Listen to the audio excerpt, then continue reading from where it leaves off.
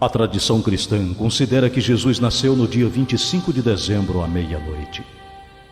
O Natal é, portanto, a data magna da cristandade, dia em que se comemora o nascimento de Jesus entre os homens, acontecimento que marcou definitivamente a história da humanidade.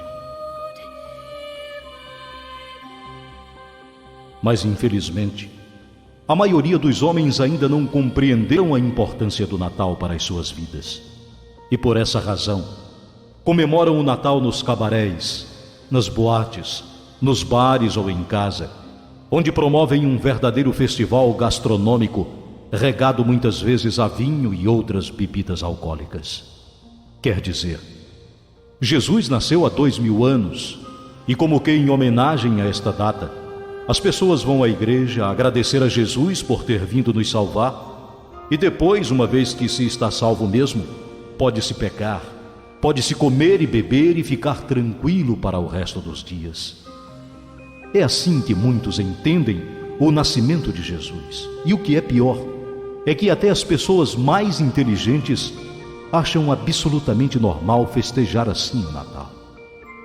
Poucas são as pessoas que pensam verdadeiramente em trabalhar, em estudar, em fazer esforços verdadeiros e autênticos para que Jesus nasça interiormente no seu coração, no seu espírito, e aí sim, concedendo-lhe o dom da salvação.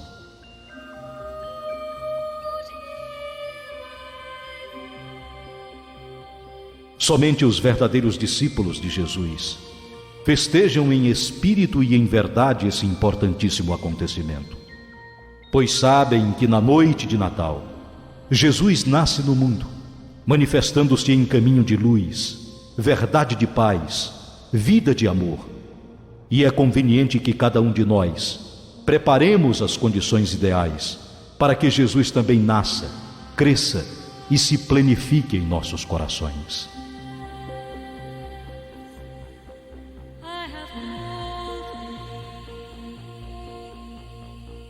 Se fosse suficiente o nascimento de Jesus há 2000 anos para trazer o reino de Deus à Terra, já teriam desaparecido do planeta as guerras, as injustiças, as doenças e todas as misérias. Portanto, o que Jesus trouxe foi uma semente, que deve ser por nós cultivada, regada e adubada. E somente quando essa semente desabrochar no coração de todos os homens, é que terá se estabelecido o reino de Deus entre nós.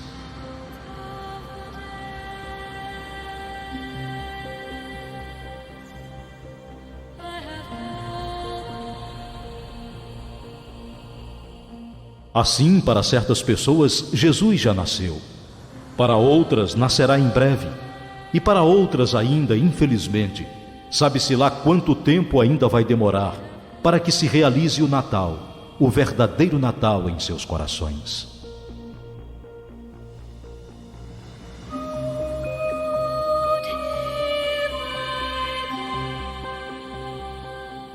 Para que isso aconteça, temos que entender o Natal sobre 3 aspectos. O aspecto astrológico, que orientou os 3 reis magos até a cidade de Belém, onde Jesus nasceu. O aspecto histórico, que guiou os pastores até a manjedoura e arrebanhou em torno do sublime Galileu uma multidão de homens. E também o aspecto místico, o único capaz de fazer brilhar ainda hoje no coração dos homens a luz da verdade, trazida ao mundo pelo Divino Mestre.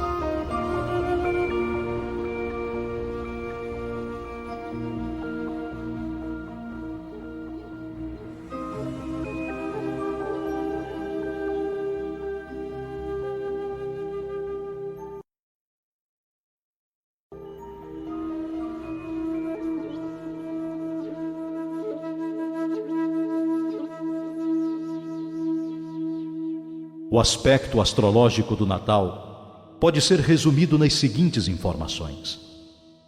Na data do Natal, 25 de dezembro, as antigas civilizações já realizavam uma festa para comemorar o solstício do inverno.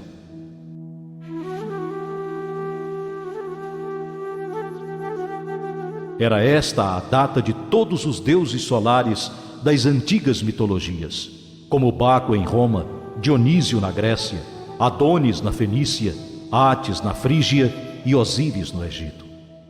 É que para os pagãos não havia outra imagem mais grandiosa do que o sol, que era considerado a morada divina e o olho de Deus. E ele, o sol, era tido como o Criador, o benfeitor, aquele que sabe de tudo o que existe desde o princípio do mundo.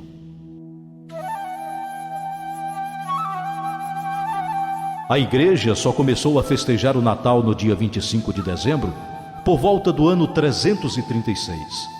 Os 3 primeiros séculos de cristianismo passaram sem festas de Natal no dia 25 de dezembro. Foi o imperador Constantino, depois de converter-se ao cristianismo, que uniu o culto ao sol com o de Cristo, o que foi fácil fazer, porque o sol era também um dos símbolos cristãos de Jesus. O profeta Malaquias, por exemplo, anunciava o nascimento de Jesus, dizendo que o Messias é o sol da justiça. Constantino, portanto, habilmente, no século IV, aproveitando-se da imensa popularidade do culto a Mitra, o sol invicto, e instituiu o dia 25 de dezembro como o dia do nascimento de Jesus, cuja data real de nascimento era ignorada naqueles tempos como ainda o é nos dias de hoje.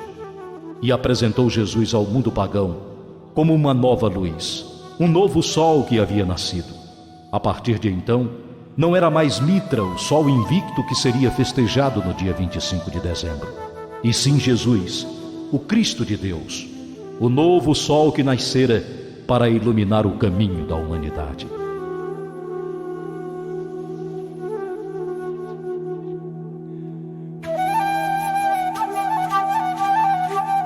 Mas se o dia 25 de dezembro não pode ser justificado historicamente como a real data do nascimento de Jesus, astrologicamente, esta data vem sendo admitida pelas mais sérias correntes esotéricas, que, para além das exatidões históricas, procuram no Natal algo de mais profundo, algo de mais significativo, capaz de fazer desabrochar no coração do homem o Cristo interno que existe potencialmente no interior de todos nós.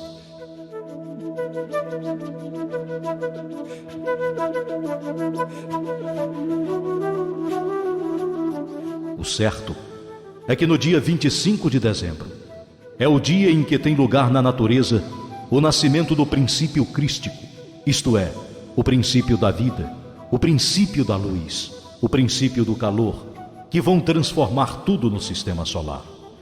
Durante o resto do ano, a natureza e o homem estiveram em grande atividade, mas com a aproximação do inverno, muitos trabalhos param, os dias diminuem, as noites alongam-se, o momento é oportuno para a meditação, para o recolhimento, o que permite ao homem penetrar nas profundezas do seu ser e encontrar as condições para o nascimento do menino.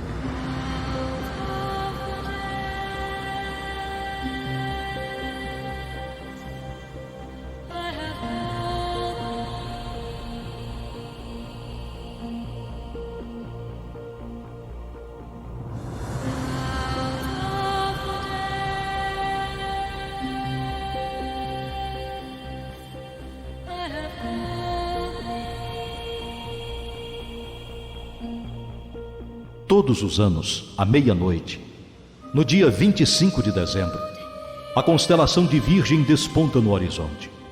É por isso que se diz que Jesus nasceu da Virgem.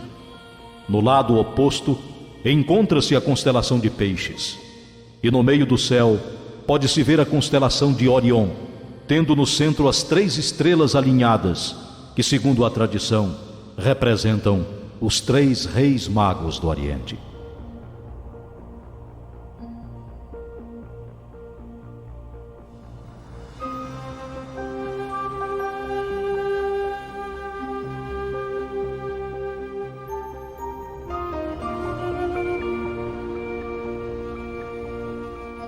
Também no dia 25 de dezembro, o Sol acaba de entrar na constelação de Capricórnio. Simbolicamente, o signo de Capricórnio está ligado às montanhas, às grutas, e é precisamente na obscuridade de uma gruta que o menino Jesus pode nascer.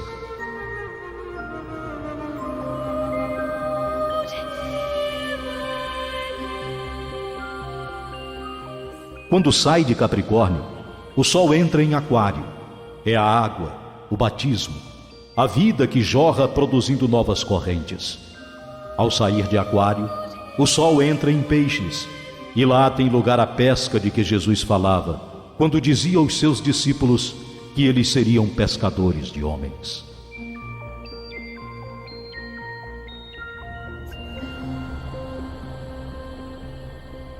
Portanto, o Natal é também um acontecimento cósmico, que produz na natureza grandes fluxos e circulação de energias que influenciam a terra e todos os seres que a povoam, os minerais, as plantas, os animais e os próprios homens. Os iniciados, como os 3 reis magos, que estudaram e estudam estes fenômenos astrológicos, constataram que se o homem estiver atento, se colocar-se em harmonia para receber essas emanações cósmicas, poderá beneficiar-se de todas essas energias benfazejas e aproveitar a ocasião para desabrochar dentro de si a centelha divina, o Cristo interior, no estábulo de cada um de nós.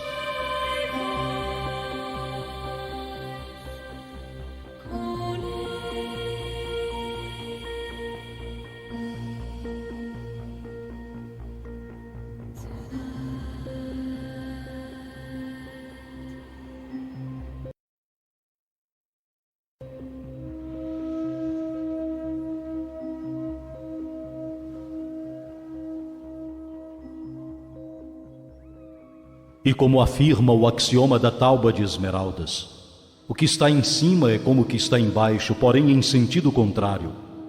Passemos agora então a estudar o Natal no seu aspecto histórico, tal como aconteceu embaixo na terra, segundo foi registrado pelos evangelhos.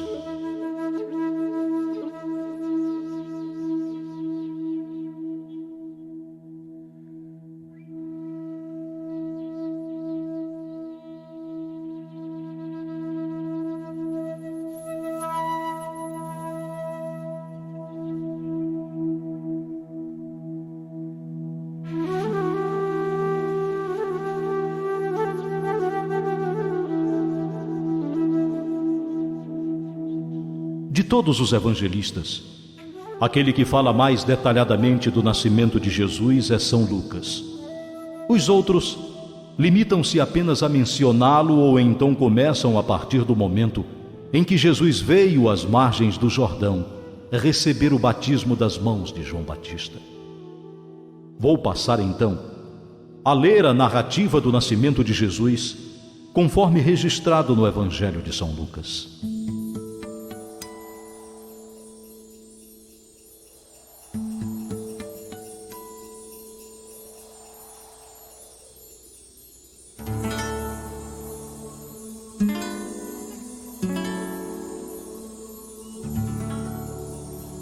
Naqueles dias, saiu um édito de César Augusto ordenando o recenseamento de todo o território.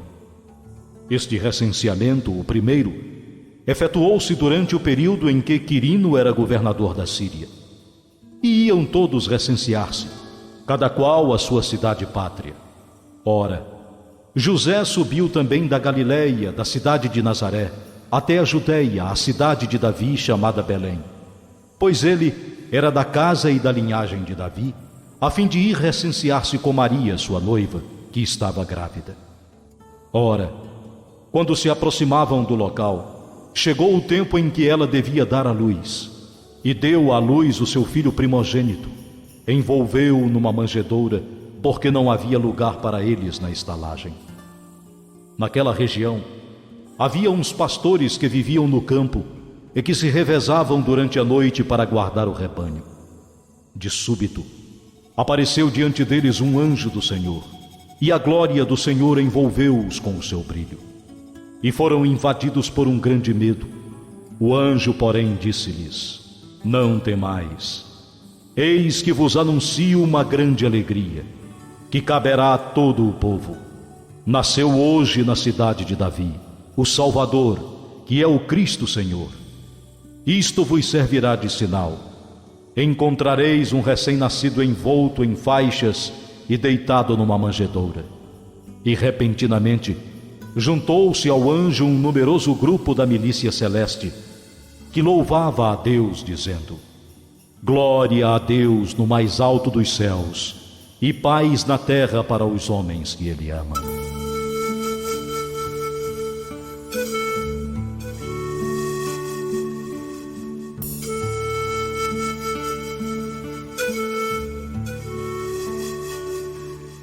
Assim que os anjos se retiraram para os céus, os pastores disseram entre si: Vamos então até Belém e vejamos o que aconteceu e o que o Senhor nos deu a conhecer. Foram a toda pressa e encontraram Maria, José e o recém-nascido deitado na manjedoura. E à vista disso, contaram o que lhes fora dito acerca desse menino. E todos que ouviram ficaram maravilhados com o que os pastores lhes contavam. Maria, porém, conservava cuidadosamente todas estas lembranças e meditava acerca delas no seu coração. Depois que os pastores voltaram, glorificando e louvando o Senhor por tudo o que tinham visto e ouvido, de acordo com o que fora anunciado.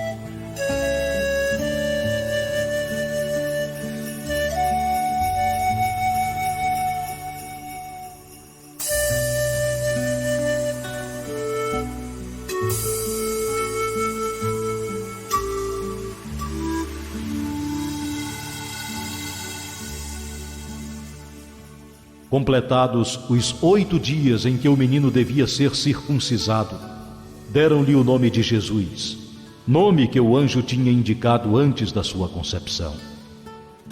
Quando chegou o dia em que, segundo a lei de Moisés, ele devia ser purificado, levaram o menino a Jerusalém para apresentá-lo ao Senhor, assim como está escrito na lei do Senhor: todo o primogênito masculino será consagrado ao Senhor. E para oferecer o sacrifício conforme a lei, um casal de rolas ou 2 pombinhas. Ora, vivia então em Jerusalém um homem de nome Simeão, que era justo e piedoso. Ele esperava a consolação de Israel, e o Espírito Santo habitava nele. O Espírito Santo havia-lhe revelado que não veria a morte antes de ter visto o Cristo do Senhor. Impelido pelo Espírito, foi ao templo. E quando os pais trouxeram o menino Jesus para que nele se cumprissem as prescrições da lei, Simeão tomou-o nos braços e louvou a Deus, exclamando: Agora, Senhor, podes deixar o teu servo partir em paz, segundo a tua palavra, pois meus olhos viram a tua salvação, que preparastes em favor de todos os povos, luz para iluminar as nações e glória de Israel, o teu povo.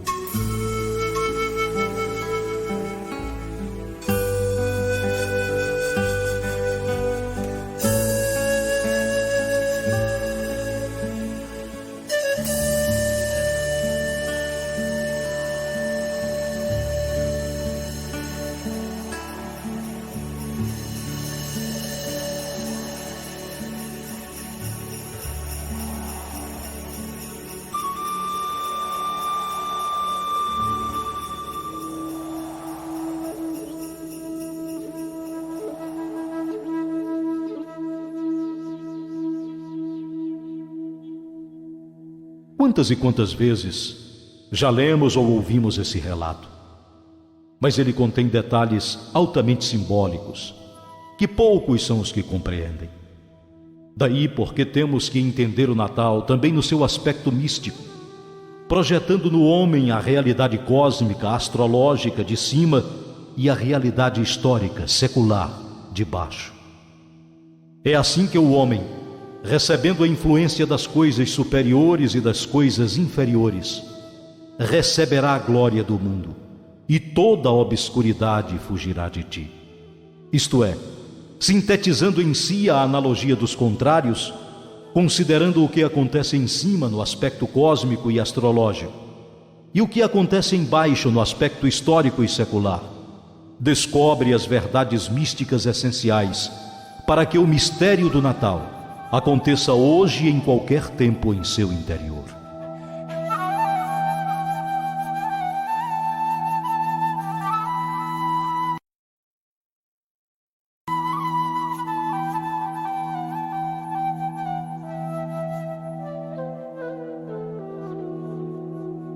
O nascimento de Jesus deve, portanto, ser compreendido nos três mundos, como fenômeno cósmico, como fenômeno histórico e como fenômeno místico. Hoje é sobre o fenômeno místico que nos aprofundaremos mais.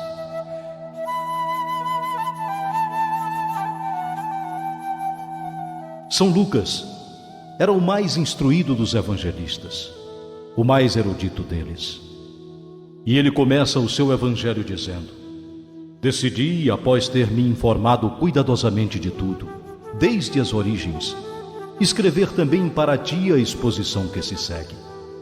Portanto, ele não tinha sido testemunha dos acontecimentos, mas empreendeu pesquisas e, no seu relato do nascimento de Jesus, reteve apenas as imagens dos acontecimentos que se repetem na alma de cada ser humano, e é sobre essas imagens que vamos refletir agora.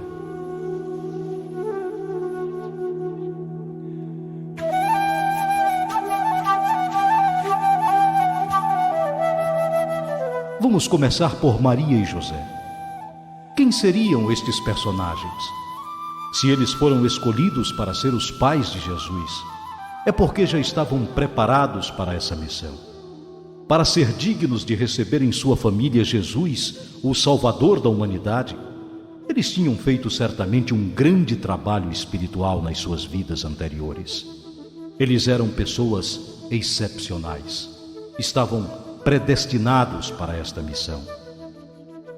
Muito jovem ainda, Maria tinha se consagrado a Deus, tinha ido para o templo de Jerusalém para se tornar serva do Altíssimo. Portanto, Maria tinha se purificado e fez os maiores sacrifícios para ser digna de merecer em seu seio o Filho de Deus. Essas são coisas acerca das quais quase ninguém pensa.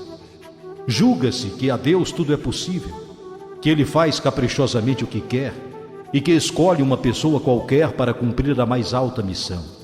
Mas não é assim que acontece. Porque nesse domínio também existe uma justiça, existem regras, existem leis. E foi o Senhor que fez estas leis, que fez estas regras, e portanto não é Ele que vai transgredi-las. Se Deus escolhe certas criaturas, é porque elas preenchem determinadas condições. Portanto, para ser dignos de receber Jesus, Maria e José tinham se preparado desde há muito tempo, já em outras encarnações, e eram puros.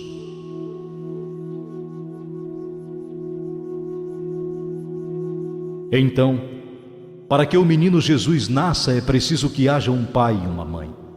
Misticamente, o pai José é o intelecto, a razão, o princípio masculino. A mãe Maria é o coração, a emoção, o princípio feminino, receptivo. Quando o coração está purificado, a criança nasce. Mas ela não nasce do intelecto, nasce do Espírito Santo, que não é senão o amor divino que, sob a forma de uma chama pura, vem fecundar o coração humano. E quando Maria, que simboliza o coração do homem, é fecundada pelo Espírito Santo, isto é, pelo amor divino, as dificuldades começam a aparecer. José, que simboliza o intelecto, ameaça primeiramente repudiar Maria, não aceitando a gravidez, porque não é o verdadeiro pai da criança, e ele sabe disso.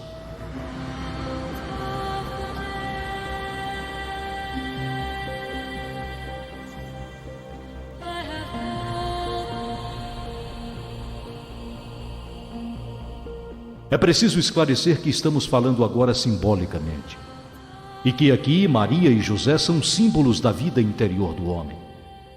Aqueles que repudiam Maria secam-se a si mesmos e vivem apenas no mundo do intelecto, calculista, materialista, que critica, que divide e que duvida, que está sempre descontente, porque repudiar Maria é repudiar metade do nosso ser e tornar-se como aquelas pessoas puramente intelectuais e racionalistas que baniram de si mesmas o lado afetivo, receptivo, que reflete a doçura, a bondade e a humildade. Muitos repudiam Maria por ela gostar de receber o Espírito Santo. Mas a verdadeira função do intelecto, isto é, a verdadeira função de José, é apoiar e preparar as condições para que a verdade desabroche no coração do homem. Assim, José apoiou e guarneceu Maria até que ela desse à luz o menino Jesus, concebido pelo Espírito Santo. Nessa altura, José, o intelecto, em vez de ficar com ciúmes e de repudiar Maria, deve inclinar-se e dizer: foi Deus que fecundou a verdade no coração de Maria. Eu não conseguiria fazê-lo. Portanto, o intelecto não pode revoltar-se e ficar enfurecido, mas compreender corretamente e dizer: aqui há um mistério que ultrapassa os meus domínios, e deve então apoiar e guarnecer Maria.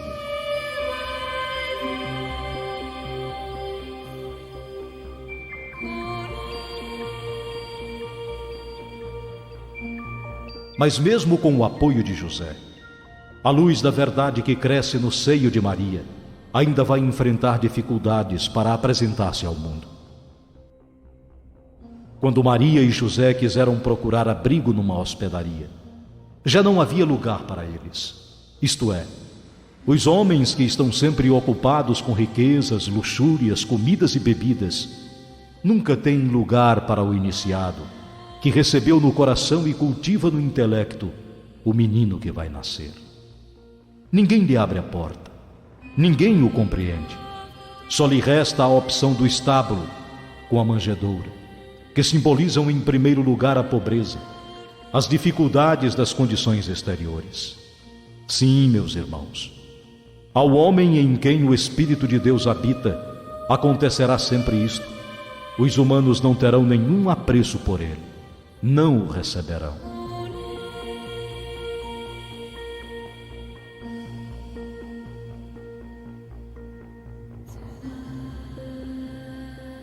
Mas graças à luz que ele projeta acima do estábulo, haverá outros que o verão de longe e virão para visitá-lo e com ele partilhar as preciosas bênçãos da luz divina.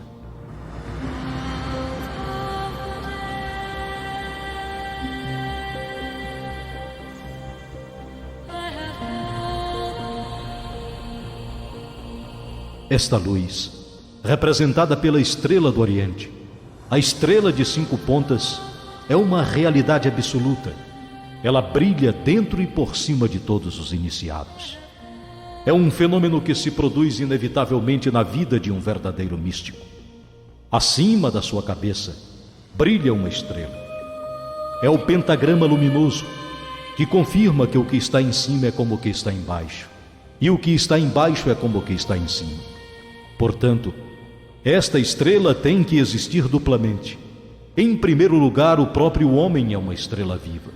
E depois, no alto, no astral, em forma de luz, quando ele tiver desenvolvido plenamente as 5 virtudes: a bondade, a justiça, o amor, a sabedoria e a verdade.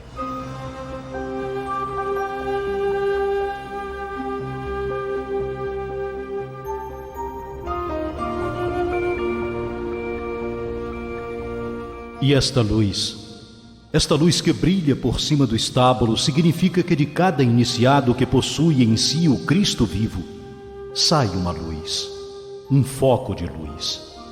Uma luz que acalma, uma luz que alimenta, uma luz que reconforta, que cura, que purifica e que vivifica. E um dia, essa luz começa a ser vista de longe por outros, que começam a perceber e a sentir que algo de especial se manifesta por intermédio desse ser. E esse algo que se manifesta é justamente o Cristo interior que desabrocha. É então que grandes chefes religiosos, que julgavam estar acima de todos, sentem que lhes falta algo. Sentem que ainda não atingiram aquele grau de espiritualidade e vêm instruir-se, vêm inclinar-se e trazer presentes.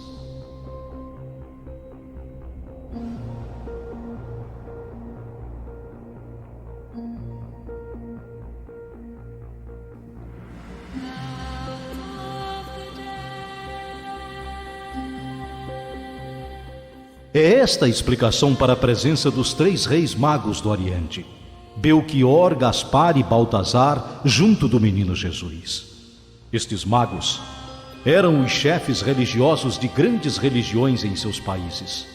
Como eram astrólogos, ao observar no céu certas configurações planetárias excepcionais, concluíram que deveria ter se produzido um acontecimento especial na Terra. É uma prova de que o nascimento de Jesus corresponde também a um fenômeno astrológico que se produziu na Terra há 2000 anos passados.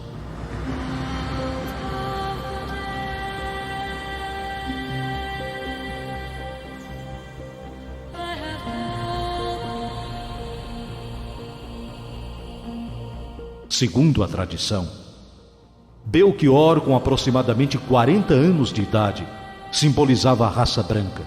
Era da Pérsia e o seu presente foi ouro. Gaspar, com 15 anos de idade, representava a raça amarela. Era da Índia e o seu presente foi incenso. Baltazar, com cerca de 30 anos, simbolizava a raça negra.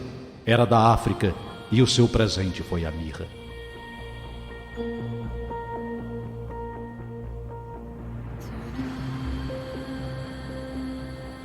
Estes 3 reis magos trouxeram, portanto, ouro, incenso e mirra. E cada um desses presentes era um símbolo. O ouro significava a realeza de Jesus, pois a cor dourada do ouro é a cor da sabedoria, cujo brilho cintila por cima da cabeça dos iniciados, como uma coroa de luz. O incenso simbolizava a divindade de Jesus, pois o incenso representa o domínio da religião, da espiritualidade, que é também o domínio do coração e do amor. A mirra era o símbolo da humanidade de Jesus, do Deus que se fez homem, já que a mirra era utilizada como remédio na cura de enfermidades, como também nas cerimônias fúnebres, para embalsamar os corpos e preservá-los assim da destruição. Portanto, os reis magos trouxeram presentes que têm uma ligação com os domínios do pensamento, do sentimento e do próprio corpo físico.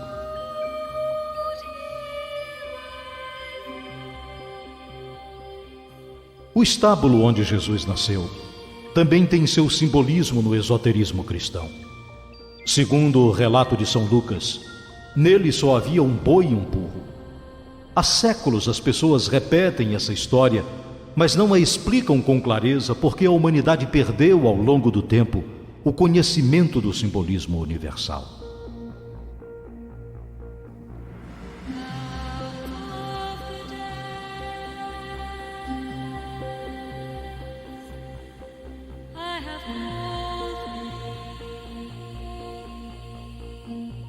O estábulo representa o corpo físico do homem. É neste corpo físico que temos que evoluir até o ponto em que nele venha nascer a luz do Salvador. Vós sois o templo do Espírito Santo, disse Jesus.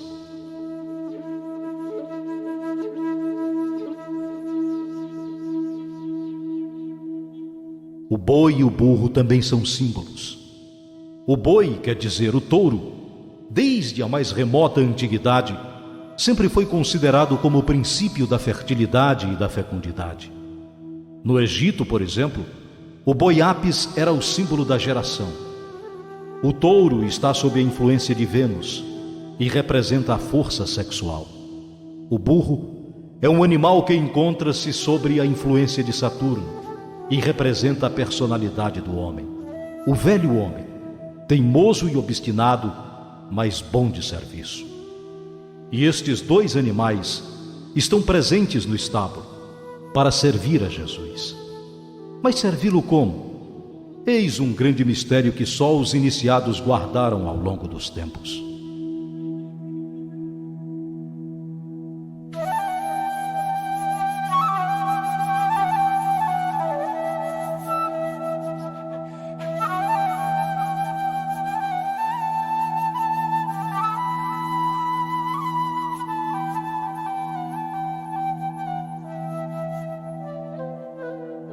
Quando o homem começa a trabalhar para se aperfeiçoar, ele entra em conflito com as forças representadas por estes dois animais. A sua velha personalidade, simbolizada pelo burro, e a sua sensualidade, representada pelo boi, quer dizer, pelo touro.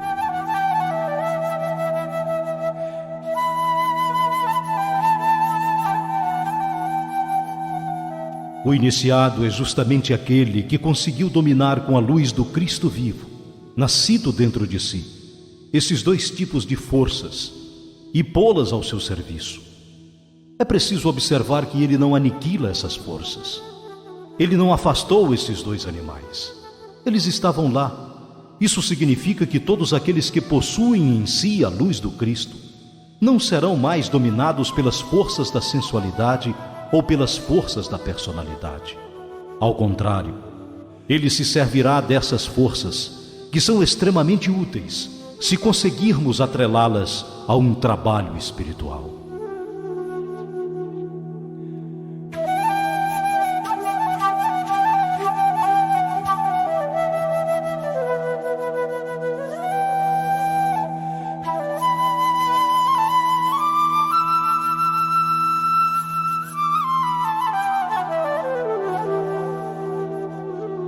O Natal, meus irmãos, é importante, principalmente o Natal que deve acontecer dentro de nós. Não existe nada mais importante do que trabalhar para que o menino Deus nasça em nós. Então a terra e o céu cantarão. Dos quatro cantos do mundo virão seres que, tendo compreendido que nasceu uma nova luz, se colocarão ao nosso lado para nos apoiar e nos auxiliar e até nos trazer presentes. Mas é claro, haverá sempre um Herodes que ficará furioso e que tudo fará para matar em nós o recém-nascido. Ele dirá aos reis magos: ide e informai-vos acerca desse menino, e quando o tiverdes encontrado, vinde dizer-me, para que também eu vá adorá-lo. Precisamos ficar atentos, para que Herodes e suas tropas, ao matar as criancinhas, não mate também o nosso Cristo recém-nascido. Se estivermos atentos, firmes e confiantes, felizmente existirão também os anjos dos céus, que virão nos trazer avisos como a José, dizendo: pega o menino e a mãe e foge para o Egito, porque Herodes vai mandar procurá-lo para matá-lo.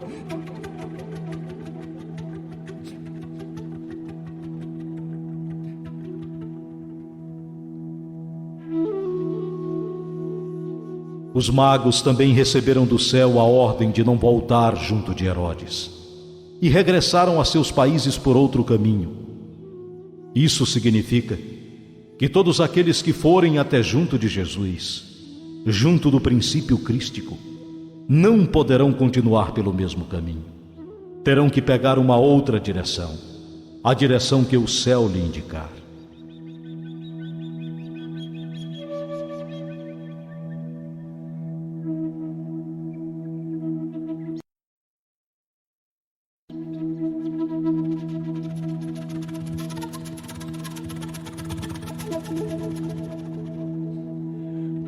Eis como é profunda, meus irmãos, profunda, misteriosa e interessante a simbologia mística do Natal, que não é invenção, não é mistificação ou mera especulação.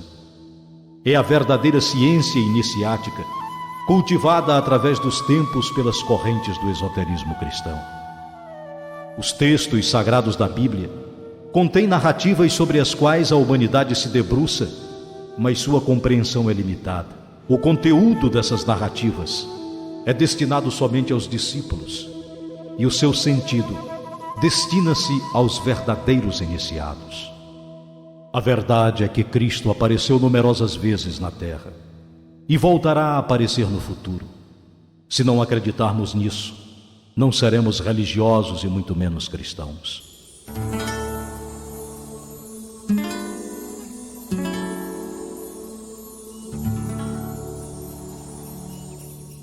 Do mesmo modo que o nascimento de uma criança encerra toda a esperança da vida, o nascimento do Cristo, que acontece todos os anos no universo, é a certeza de que Deus não abandonou os homens. apesar de nós transgredirmos incessantemente as suas leis. Ele concede-nos um crédito, continua a enviar-nos um Salvador, pois ele não quer que se perca nem sequer uma só alma. Mesmo aqueles que fizeram as maiores asneiras terão que reerguer-se. É claro que sofrerão e pagarão o resgate, mas Deus lhes garante a possibilidade de avançar. O que é mal é perder a coragem, perder a esperança e renunciar a fazer os mais sinceros esforços para evoluir-se, para fazer o Cristo interior brotar em nosso coração.